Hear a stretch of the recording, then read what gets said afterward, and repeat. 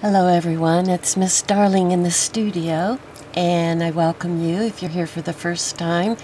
Happy to have you. Always happy to have everyone. Thank you so much for coming, for taking a look at what I'm sharing, and hopefully you like it, will subscribe to it, and leave me a like and a comment, whatever. Anyway, I'm happy to have you. Now today I thought I would have a different video from my normal kind of how-to, and I thought at this point it's probably a good idea for me to start sharing some of the tools and products and supplies and resources and everything that I use to do what I do. And so I'm going to make a very thorough a video as I can to help you, and so it'll probably be spread over 2 videos. So in the first one I'm going to cover tools that I use, glues, paper, fabrics, printers, you know, all that kind of more mechanical, technical stuff. And then in video 2 I will get into in fact, see, I have a list here that I'm going to cover in this video, and flip it over and you can see how detailed that one's going to be. This is regarding supplies and ephemera and resources and things of that nature.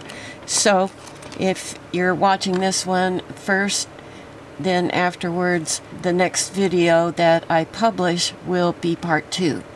And so be sure to look for both of them, whether you are seeing this as part 2, the first one you're seeing, then go back and watch part 1, and vice versa. Okay, I'm going to start out first with talking about tools that I use all the time, almost on a daily basis, and then we'll get into some of the other more peripheral, less often used tools that you might want to consider having. And a lot of this, what you get for yourself to use, is going to depend largely on what your purpose is. If you're just, exploring, obviously you're not going to be in a place where you're wanting to invest in anything. If you're doing this as a hobby, or just something that you enjoy doing for yourself, you're probably going to want and need far less tools and supplies than people like me who do it as a business. So, it's up to you. I'm going to share with you what I use, what I like, what I don't like, and so forth, and then it's up to you to decide what's applicable to you and your situation. Okay? So the first thing I want to mention is you want to have a place, obviously, to work. Now, some of us are fortunate to have a dedicated room, and I had an art studio long before I came into this genre, so it was very easy for me to add whatever I needed into the room I was already using. You might not be that fortunate. You might need to work off a kitchen counter, a dining room table, or a desk in an office. Maybe you're down to even something in your bedroom. It doesn't matter. You do want to have a place where you can store your supplies and get to them quickly and easily, and have a decent service on which to work. Some people are lucky, they have a setup where they have a giant table space. I am much more crowded than that, because I have a tripod and a camera right above here that sits on a large desk area and eats up a lot of space. I'm also surrounded with tons of small storage, because when I'm filming or when I'm decorating, I want to have certain things that I can just, reach out and pull out and get. I don't want to have to get up and walk around the room to get something if I can help it. So I've limited my space, my workspace, to pretty much just the space that my camera is going to film. And so it works out okay for me. If I need a larger space, as I do if I'm using a jelly plate and doing some other types of creativity, then I'll go downstairs and use my dining room table. But for most things, I'm here in my own little studio and able to work here quite nicely. So, as I said, that you have to have a place to work. Now, I advise you to get what's called a healing mat. This is a healing mat here. I have several of them in different colors. You can't see it, but there's a black one underneath, which I started with, and it's pretty grungy now. That's the one that I actually work on, but when I'm filming, as I am now, I might want to have, a cleaner mat. And the reason they're called a healing mat is that you can take a blade and you can cut into it, and then when you're done cutting what you want to cut, it just kind of heals itself, and the cut mark that you made no longer shows. So that's really important, I think, particularly if you're going to be using a blade like this, or an X-Acto knife, or some kind where you're slicing a sheet of paper. You want to have a healing mat down underneath it so you don't ruin the surface that's below it, particularly if it's your dining room table. So a healing mat, and they come in different sizes, and they have a grid on it, which is really nice, because then if you want to measure something, you don't always have to pull out a ruler. You can use the grid to get your measurements from, so it's handy that way too, and they're quite inexpensive. Now, all of the tools and supplies, as much as I'm able to, I'm going to put a link in the description box below the video that will have links to where I purchased that particular product. I don't guarantee that the links will deliver the product, because as time goes by, sellers stop selling something, or it's out of stock, or changed out to something else. So I will put them there. Hopefully they will work for you. In full disclosure, you need to know that they are affiliate links in most cases, which means that the seller shares a small portion of the sale with me that helps support my channel. It does not cost you 1 cent more to use an affiliate link. It only means that the seller is sharing a little bit with, the creator that provided that link to someone else. So now, after you get the mat, I do advise you to get yourself a metal ruler, and I would advise, this is a 12-inch long ruler, which is sufficient. You don't need something any longer than that, and it's handy because it's easier to move around.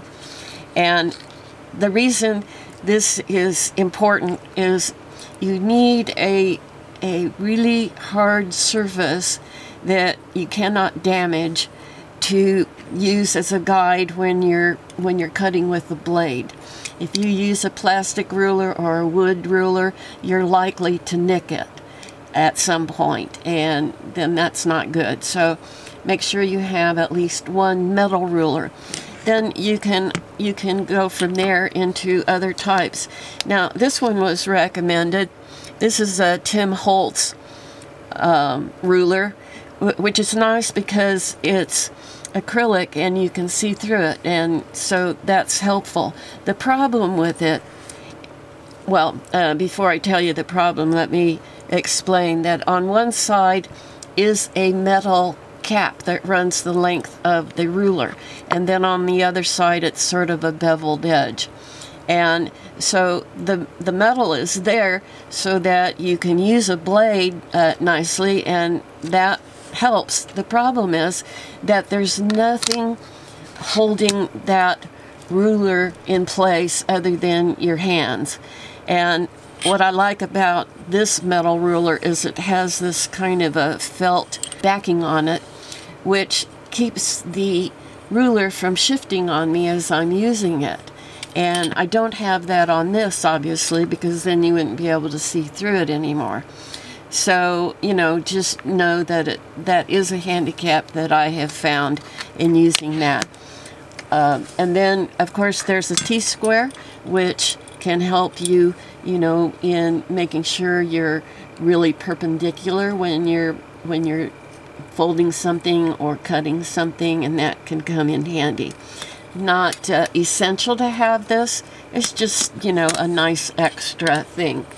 Another thing that you can consider maybe down the road are some of these. Now, these are obviously plastic, and they're sort of tearing rulers, and they do have the, you know, the measurements on them, but you'll find that you're mainly using them for the edge, because in junk journals we tend to prefer a lot of the papers that we use to have a ragged edge rather than a straight cut. Now, it has a line down the middle so that you can do a straight cut, but again, it's plastic, and so it's liable to get nicked by your blade.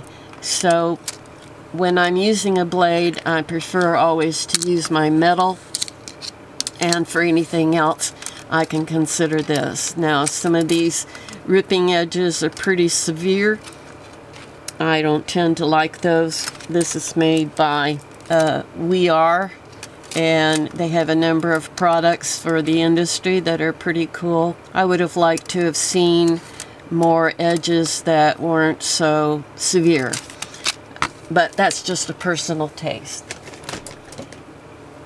Okay, we've covered rulers and others. Okay, now let's talk about this. This is a more sophisticated blade. It has a cap on it. It is dangerous, and because these edges, which are removable, replaceable, are very sharp. And you can see right here, I have a little bit of a slice there, a cut, which I did with the tip of this because I wasn't paying as close attention to it as I should have. So I nicked myself. So they are dangerous, and so if you get something like this, some people use a box cutter, and for the same reason, you have to be careful when using a sharp blade of any kind. That, you know, and obviously goes without saying that you keep all this stuff out of the reach of children. Now, this is my main cutting blade, but I also have a lot of people, and you may already have one of these in your home. It's called an X-Acto knife, and I'm not seeing one here right off the bat to pull out, but I'm sure you've probably heard of X-Acto knife. Anyway, I have a blade that is a real tiny. Let me see if I can get it up there. See how tiny that blade is? And the reason I like that is for doing fussy cutting, where you have, you know, an image that you want to cut around, or that for some reason, let me see if I can quickly find something here. Well, here, let's say you were wanting to fussy cut this out and get rid of the background.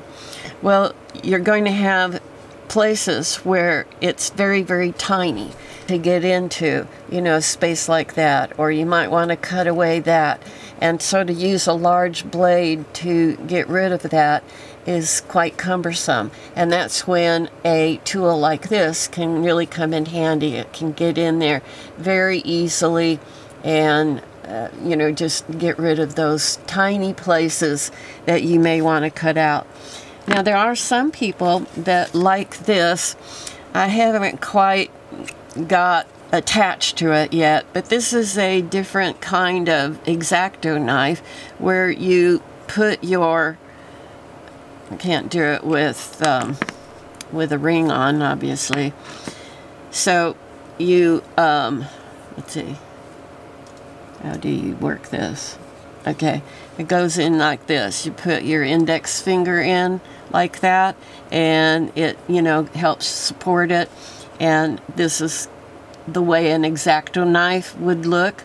And, you know, it's, you know, again, for very fine cutting, and helps, you know, give you the leverage that you might want or need. And so it's kind of handy. I mostly forget that I even have it. And when I need something to cut out something really small, I'll usually grab this. But so these are blades that you'll probably want to have, and they can replace or substitute, or, you know, be in addition to paper cutters. So here's the paper cutter that I started out with. It's a Fiskars, and it measures, I think it's 12 inches down, which is nice when you want to cut scrapbooking paper or any paper that's, you know, 12 by 12. And what you can do is you pull out this extension, and so it gives you 12 inches this way. Actually, it goes to 15 inches this way, and then 12 inches this way. And then you use this is your cutter here, and you just slip your paper in and hold it down with this plastic bar right here, and then you pull down or you push up. You can, because it will cut both ways. And when the blade gets dull, then you simply replace this little cutting thing. And so this has served me well. But you know, look around for various types of cutters and buy what you think will work best for you. Now, that's good for obviously cutting bigger pieces of paper. I also have this cutter, which is much smaller. And this, I believe, is more like an 8x8 or 9x9. I guess it's a 9x9. And it has this, I think, what do they call it? Guillotine. It's a guillotine style. And you lift this lever up and push it down, and then you hold the paper down with these two items here. I prefer the other one, quite honestly, but it does a good job. It's just not my favorite style of paper cutter. But if I, you know, making a lot of cuts on small paper and doing a lot of repetitive work, I might go to choose this rather than the other one. And so they each have their pluses and their minuses. Alright, what's next? Bone folder. Okay, you may have heard the term bone folder.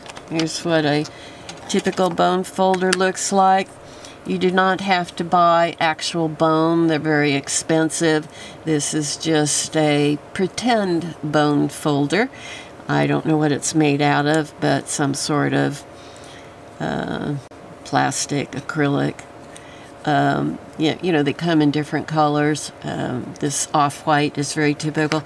And then sometimes you might get something that looks like this in a kit with something else you purchased, which also works not only as a bone folder, which is used, by the way, in case you don't know what they're used for. Let's say you had a sheet of paper like this, and you wanted to fold it in half, and you wanted to get a nice, good, crisp fold, and you do it by hand. You're not going to get as crisp a fold as if you took a bone folder then and used that to press down, and then you would get a nice, crisp, solid fold. And that's what we use that for. This would work too. This, I think, came with a scoring tool that I have and that I will show you a little later. And you know, it's, you know, for scoring thicker paper so that you can then easily fold it or cut it in two.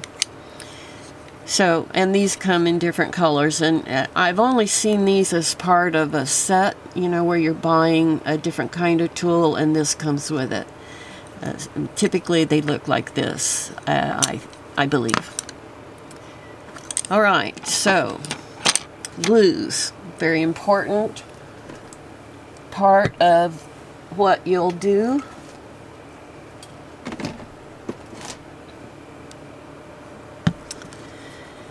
There are different kinds of glues that you will want to have on hand, and they are used for different purposes, so it's a good idea to become acquainted with what the best purpose is for the particular glue that you're going to use.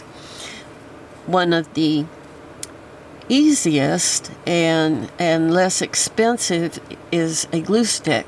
This happens to be made by Scotch brand, and it's a good glue stick, not very expensive. There are other types of glue sticks, some of them real cheap, that I would not recommend you buy.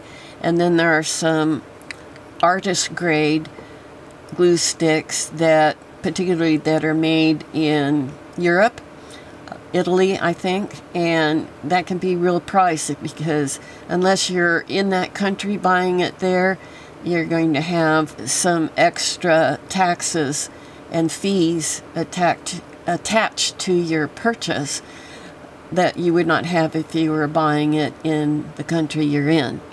So, you know, keep that in mind. I found this is a good brand, and I buy them 4 at a time, and then it's a little less expensive for each one. And so you have to decide how often you would use it and how much use you would need from it before you decide whether you want to buy several at a time or just one. Now, one of the glues that a lot of us like and use is called art glitter, and this is a good paper-to-paper glue. And I put mine, it does come with a, what do they call them? You know, a dispenser that is on the top of it, and they also now have where you can purchase a, I'm going to call it a nib, that you can put on their dispenser, which is much smaller, to lessen the amount of glue so that it doesn't come out in these big blobs. But I find, because I have arthritis in my hands, that I like it better to transfer some of the glue into these small bottles, and then, you know, I can control how much glue I want to come out at one time, and it's not so hard to push in, and it's also lighter weight than having one of these that's full and you're trying to dispense it. So, but art glitter glue is very good glue, and I like using it. And a lot of people like what's called PVA glue, which, you know, if you're doing a really large amount of gluing in, or you're wanting to pour some into a container to thin down for some purpose or another, then, you know, this is a nice way to go. It's very inexpensive, and you can find PVA glue anywhere where they sell glues, or, you know, office supplies, or, you know, art supplies. They'll all have it. You'll find it at Walmart, which is probably where I bought that. Oh no, it has a Staples brand on it, so I guess I got it at Staples. Anyway, those are good for gluing paper to paper. When I'm gluing fabric, I most often will choose this brand. It's made by Beacon, and it's called Fabri-Tac. And this is a great glue for using on surfaces other than paper. Or I don't use it on paper to paper. It's very thick and it's quite strong, but I do use it anytime that I'm gluing fabric to paper or fabric to fabric. So this too comes in this is an 8 fluid ounce container. Yeah, now they've kind of improved it since I first started buying it, where it comes with its own dispenser top with a top that goes over that. The kind they had before just wouldn't stay on and was really quite useless. So again, this bonds fabrics, lace, glass, leather, wood, and trims. So anything other than paper to paper, you would want to consider a heavier type glue. I will use a glue stick when I'm gluing two 8.5 by 11 sheets of paper together, whether it's cardstock or just, regular paper. That way I get the surface of the glue across the whole surface of the paper. If I use this type, I'm not going to get it everywhere. Some people will take the PVA glue and pour some of it out and then spread it with a brush. And that's a good way to make sure you get the adhesive over every little inch of it. But you can also kind of do that very nicely and quickly with a glue stick. Right, now, moving on. You, of course, are going to want to have some cleanup supplies. And I recommend having a roll of paper towels with you, and also baby wipes. And baby wipes are really great for cleaning up your surface after you're done working, cleaning off your hands that maybe got a bunch of ink or paint on or glue.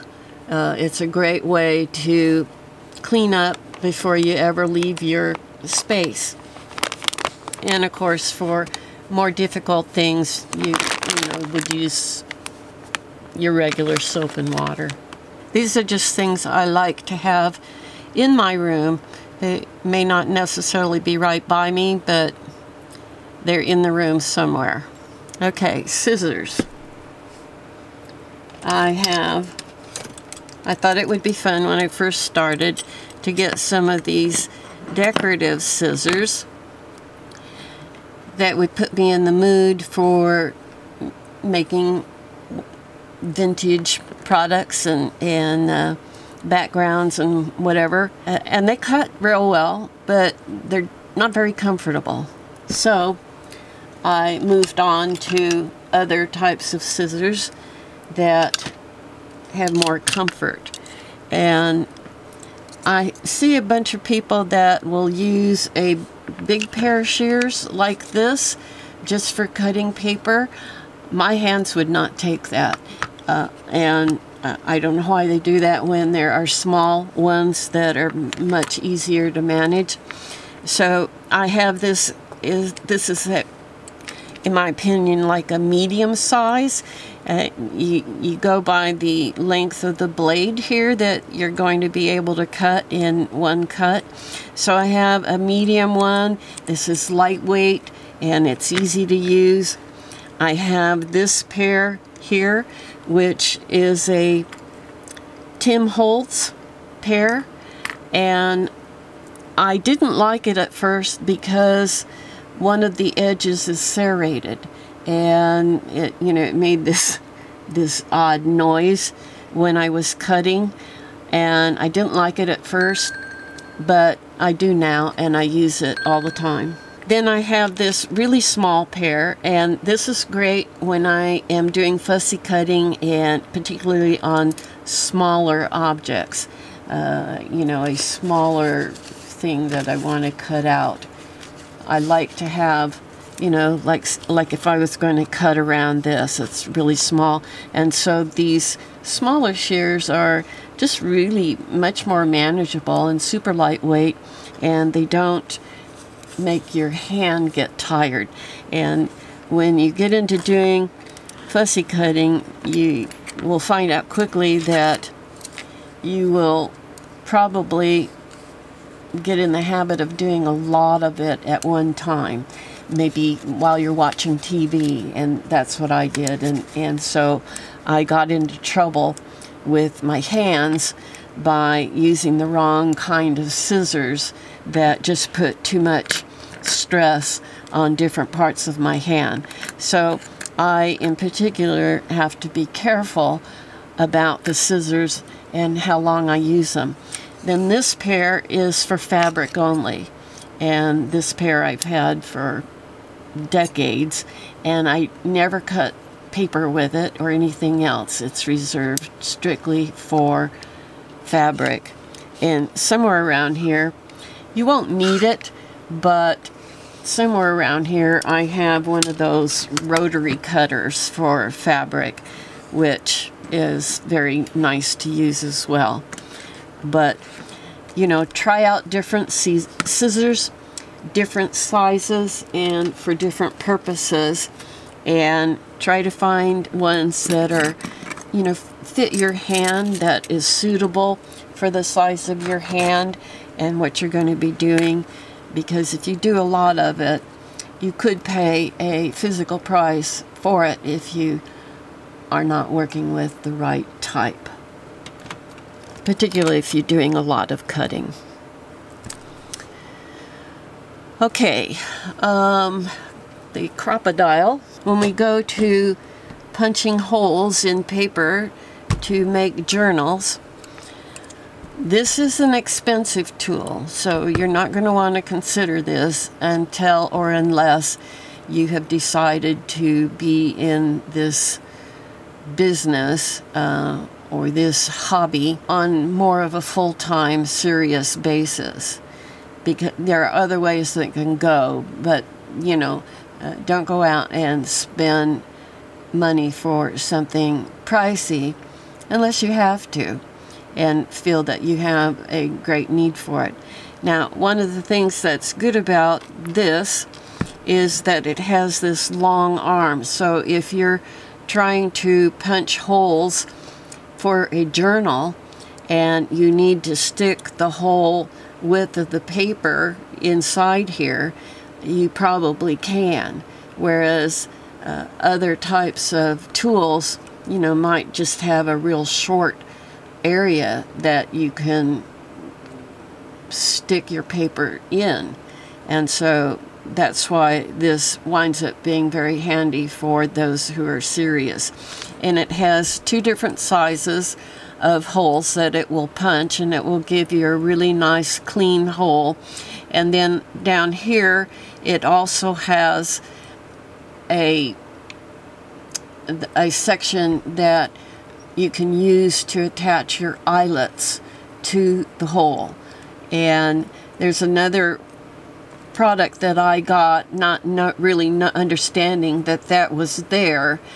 So you might not need the next tool I'm going to show you, but I didn't know that, so I bought it, and I'm going to show it to you anyway. And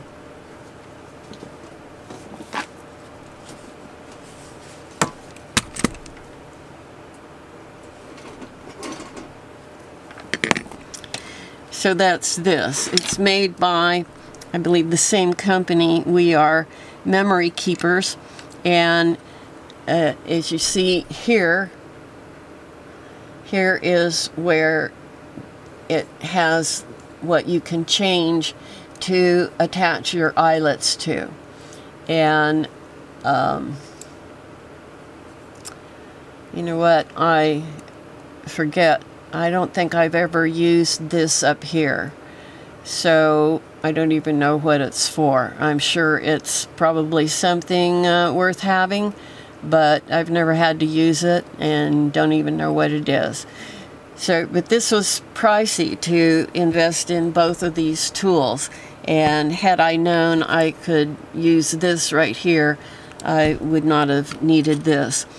And this particular tool here has two different sides where you can round off the corners of your paper. It has a wide rounding and a more narrow. I think I'm showing you the wrong one. Yeah, here's the more narrow one, and these flip open, and so this is a nice tool to have. There are, of course, other types of rounding tools that are quite inexpensive, so you don't need to expend this amount of investment into these more sophisticated tools unless you really want to and feel you have a need for it, and of course have the finances for it. Then you probably will want a simple paper cutter. This makes a larger hole. This is the same size hole that you would find in a 3-ring binder, and you might have a need for that, but when you're working with the eyelets, we're generally using a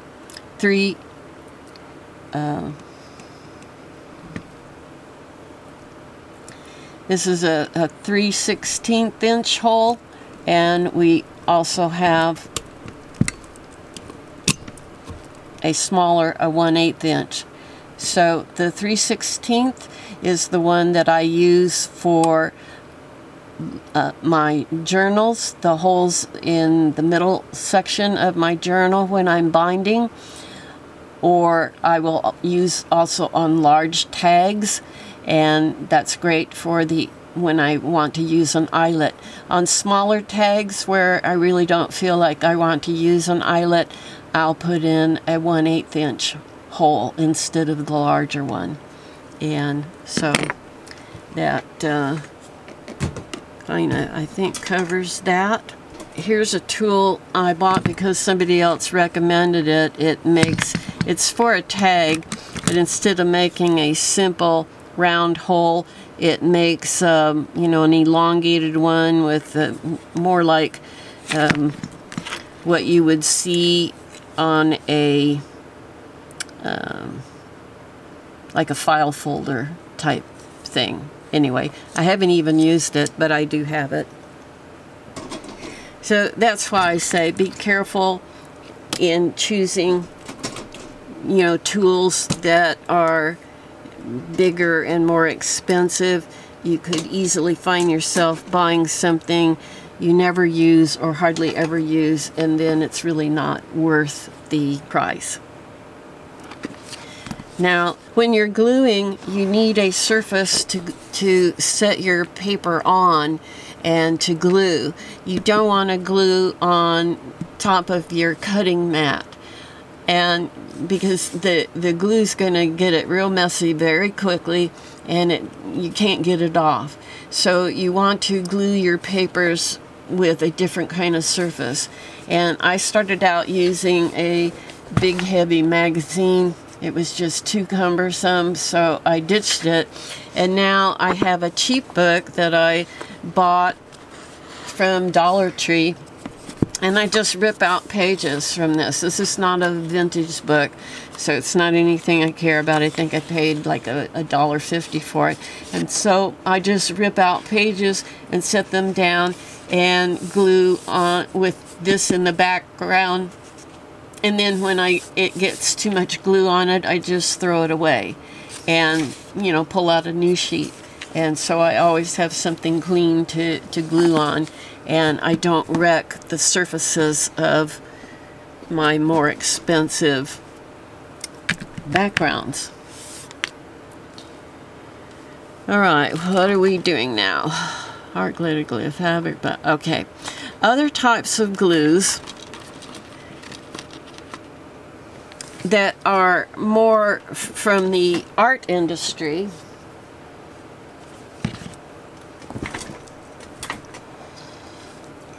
Some products are, came out of the craft industry, and then there are other products that do something similar, but they're out of the art industry, and they're going to be a little more expensive, probably because they're archival, they are acid-free, whereas craft materials would not be in most cases.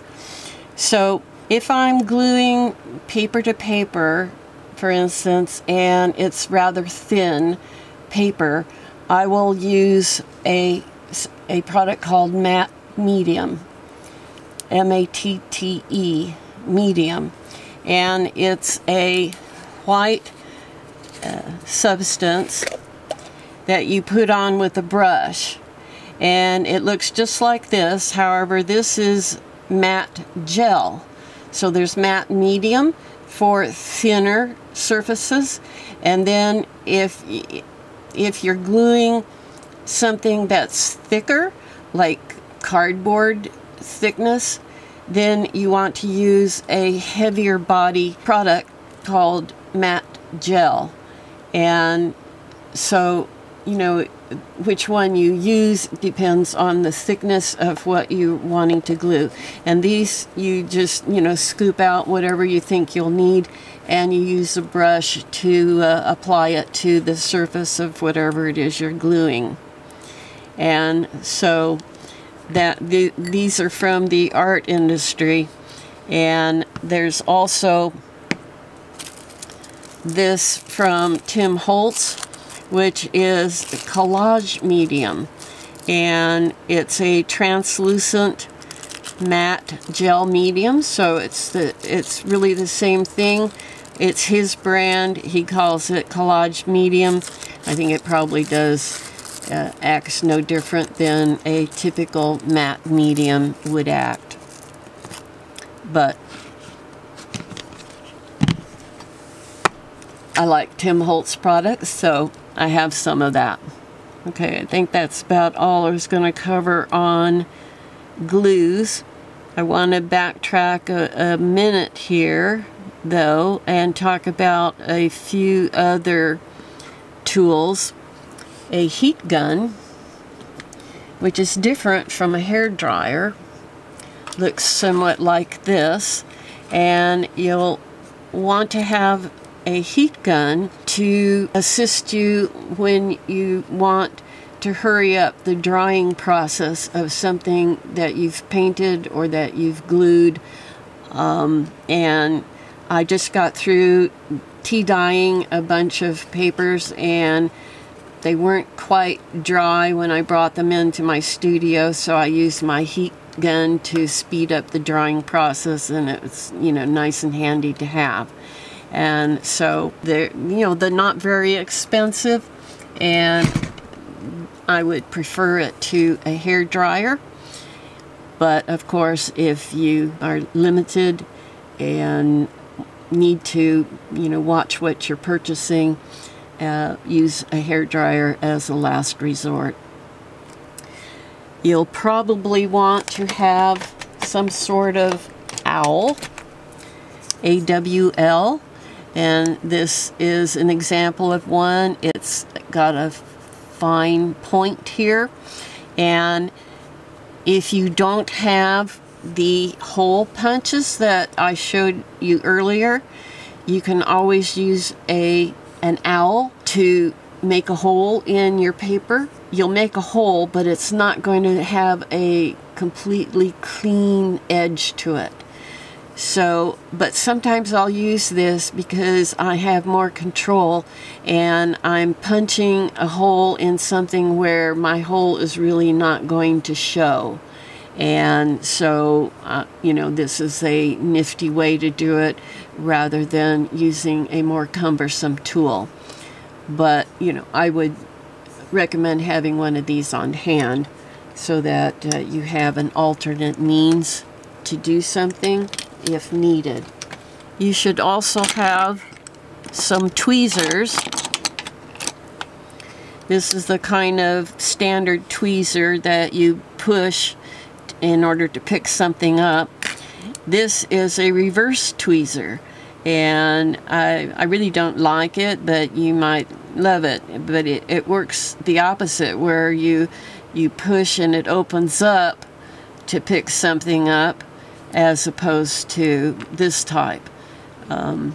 It all depends on what you're used to and what you might prefer using. But they do come in handy, especially when you want to pick up really tiny objects, or like I will put some flat back jewels, you know, maybe flat back pearls or little crystals I might glue on. And you know, especially with my nails, it's really hard to, you know, pick it up and control it, and it's an easy thing to do with a pair of tweezers. I also have a small hammer, and the reason, you know, I had it here for crafting reasons of a different nature. This particular one has a little bit of a design, so you could pound a design into something like clay or whatever. But I use it when I, you know, have a jar of something or a tube of paint that I've had for a while. And once they've been opened, then they tend to, you know, be harder, much harder to open if you've got some substance in there that's dried and it's sort of stuck to it. And so I will take and hit the top with my little hammer, and that helps break that up so that I can get the container open. And so I just add that to my list. And also, you might also want to have handy a small screwdriver.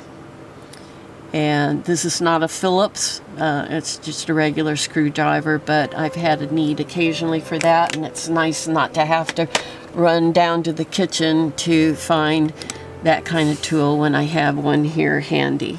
I'm looking at the time factor, and I'm only partway through my list, so I may have to backtrack and say this will maybe wind up being 3 or 4 part series by the time I get done, in order to cover all the things that I want to cover, so that you really have a good picture of what's available. I have found most of, probably a good half of what I'm going to show you are things that I found out simply by taking a class or a workshop or watching a ton of YouTube videos. I did not automatically know them on my own. I did not know certain things even existed or had been invented. And so it's really nice to have a source that you can go to that kind of shows you a whole bunch of things, so you don't have to find out about them along the way, as I have had to do. And so that's why I want to be as thorough as I can. So I anticipate it will be at least 3, maybe even 4, to cover everything. So that said, that's enough for this round, I think, and I thank you for being with me. I sure appreciate it, and I will see you next time. So for now, this is Miss Darling calling this a wrap.